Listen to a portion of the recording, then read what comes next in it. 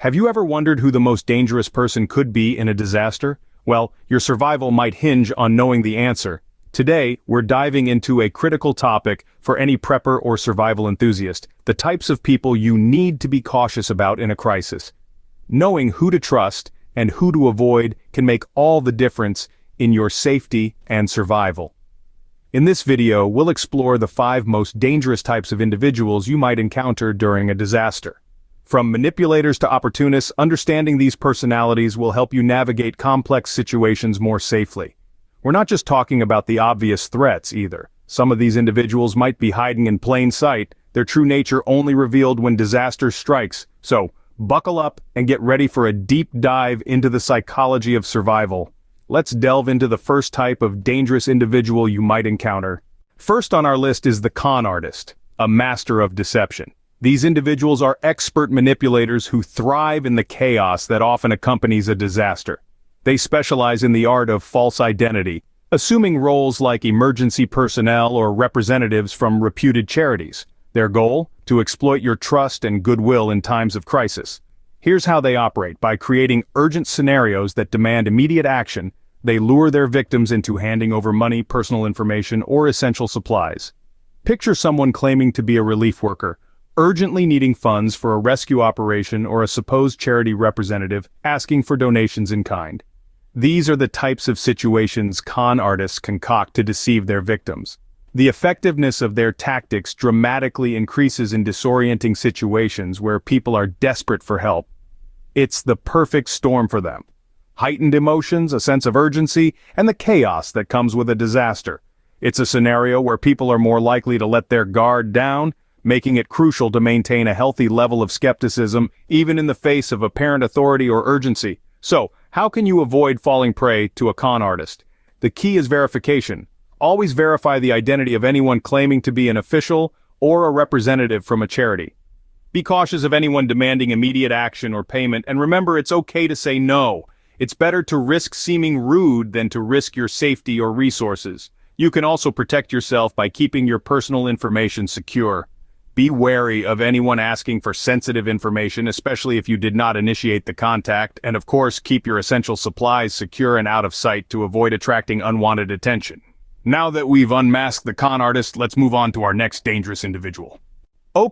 Next up we have the thief and looter, opportunists who exploit the chaos. In the unsettling aftermath of a disaster, when the dust settles and a sense of disarray prevails, the thief and looter find their playing field. These are individuals who, instead of banding together to help their fellow citizens, choose to exploit the situation for their own gain. Thieves, as you might expect, focus on individuals. They're the ones who might sneak into your backyard in the dead of night, swiping anything they believe holds value. From personal belongings to essential supplies, nothing is off limits. They thrive in the confusion, counting on the fact that you might be too overwhelmed to notice what's missing until it's too late. Looters, on the other hand, typically emerge when law enforcement is stretched thin, unable to respond to every alarm that rings out. They target stores, homes, even abandoned areas, greedily grabbing whatever they can. Often they're not lone wolves, but part of larger, more organized groups that systematically strip areas bare. Their actions don't just rob people of their property, but also slow down the recovery process for the entire community. So, how can you protect yourself from these opportunists? The first step is to secure your property. Reinforce doors and windows, install alarm systems if possible, and keep your valuable items out of plain sight. When it comes to looters, a collective neighborhood watch can work wonders. Remember, there's strength in numbers. Personal safety is equally important. Avoid confrontations if you can. Remember, things can be replaced, but your life cannot. If you find yourself face to face with a thief or looter, try to stay calm and cooperate. Your safety is paramount. Safeguarding isn't just about locks and alarms, though. It's also about being vigilant, staying aware of your surroundings, and trusting your instincts. If something feels off, it probably is. Closing. With our belongings secure, let's turn to an unexpected risk: the unprepared. Our third type may surprise you: the unprepared. These individuals pose a significant risk due to their desperation. You see, the unprepared are those who find themselves caught off guard when disaster strikes.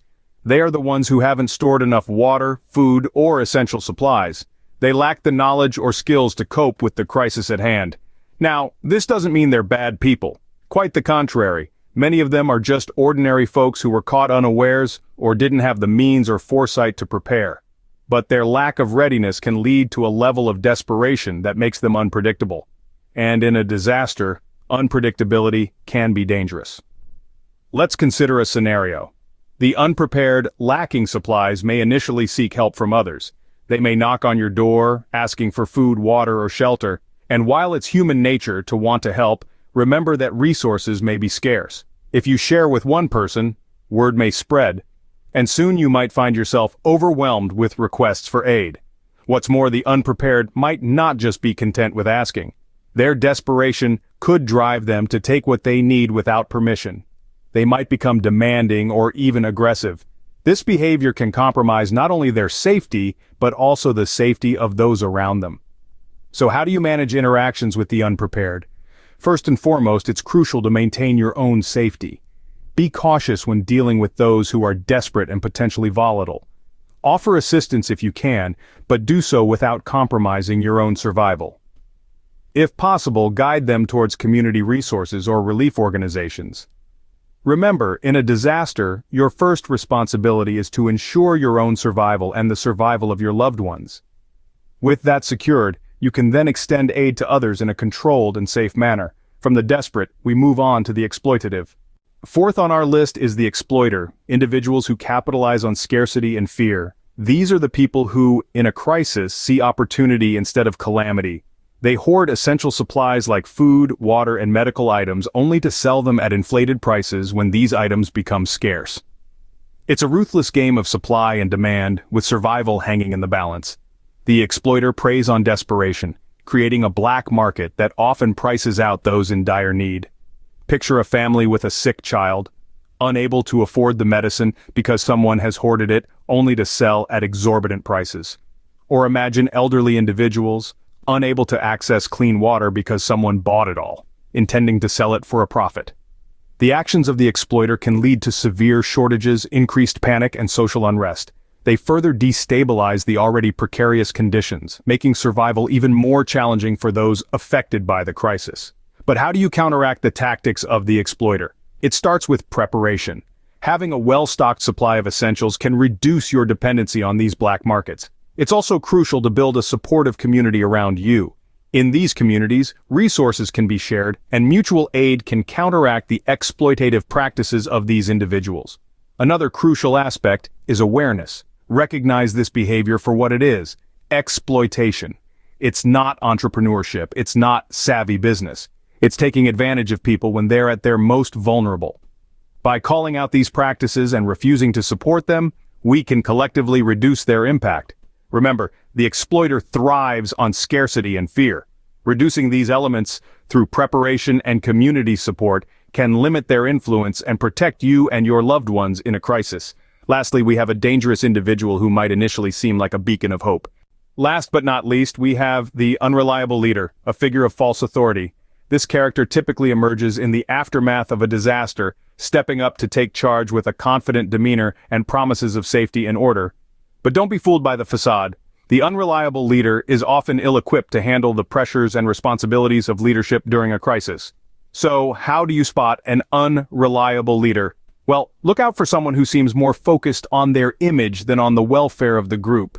They might make grand promises but fail to follow through, or they might be quick to shift blame when things go wrong.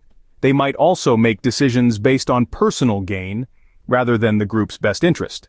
The unreliable leader can be particularly dangerous because they hold a position of trust and influence.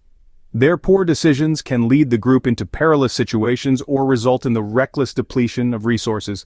For instance, they might decide to move the group to an unsafe location because it benefits them personally, or they might use up supplies without considering the long-term needs of the group. So, what can you do if you find yourself dealing with an unreliable leader?